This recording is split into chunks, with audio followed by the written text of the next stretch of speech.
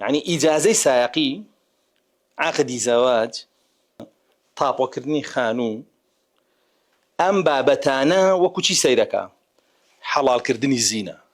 وەرە بۆ لای کەسێ حکمی غێری ئەڵڵا قوبوڵەکە هەمان شتی پێ بڵێ. حکمی غێری ئەڵڵاش لە دین ناڵێن، لە دنیا ناڵێن. ئێستا داما و سەر لێ شێوا و پیا بوون بابەتە دنیاییەکان باشە کە ئەسڵ تایە ئیباحەیە بە پێی شەرع موباحە و بابەتە دنیایانە تۆ هەر چۆنێ مامەڵەی پێوەکەی ئەیلکێنێ بە حەرام و حەڵاڵی ئەڵڵا وەکو ئەو سەیرێک. يعني ئیجازەی سایقی باشە، عقدی زەواج باشە، تاپۆکردنی خانوو، ئەم بابەتانە وەکو چی سەیرەکە؟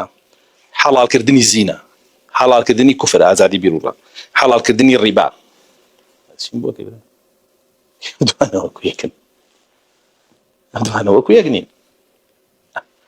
دەبێ بەڕاستی ئێمە باسمان کرد ئەم بابەتە شوبهەیەک بوو ڕەسوڵ الله صلی الله علیه و سلم ڕەواندیەوە، تۆش وەرە وەکو پیا بیڕێنەرەوە پێی بڵێ کاکەوە حکمی غێری ئەڵڵا قبوڵیەکەی یا دەست هەڵگرە لێ یا کافرە بی، ناچی واکەی باشە. بەتایبەت وەحدەویەکان لەمایە کێشیانێ، یعنی عوزرە دەن لە هەموو شتێ بە هەموو کەسێک و بە هەموو شتێ و بە هەموو شێوەیەک، بەس بۆی بیخەنەوە ناو مسلمان و نەک هەر مسلمان بەڵکو مسلمانێکی سونی موحید و واجبە وەلایەت هەبێ بۆی و بەری بی لە دوژمنەکانیش.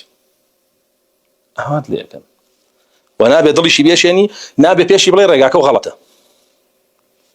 کەوتە ڕێگاکە و غەڵەتە ئەوە تۆ بابەتی خلافیاتە وروژانوە و تەفرەقە دروست کردووە. دای وات پێڵێ یعنی ئەگەر بڕۆی عوزرەکەشی بیتێ بڵێ کاکە کافرێ ناکەم تا ئیقامە حوجە و نەکەمەوە، هاتووم ئیقامە حوجە و کەم بڵێم ئەمە شیرک و کوفرە دەستی لێ هەڵگرە، دەستی لێ هەڵگری باش، دەستی لێ ناگری کافر دەکەم.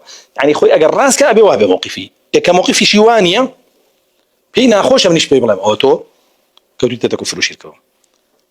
ناڵێ من پێی بڵێم، ئەگەر من پێی بڵێم ئەڵێ تۆ بابەتی خلافی و جوڵان و تەفرەقە دروست ئەوواڵێ، ناڵێ من تەفرەقەم دروست کرد هێشتمەوە لەسەر کوفر و شیرک.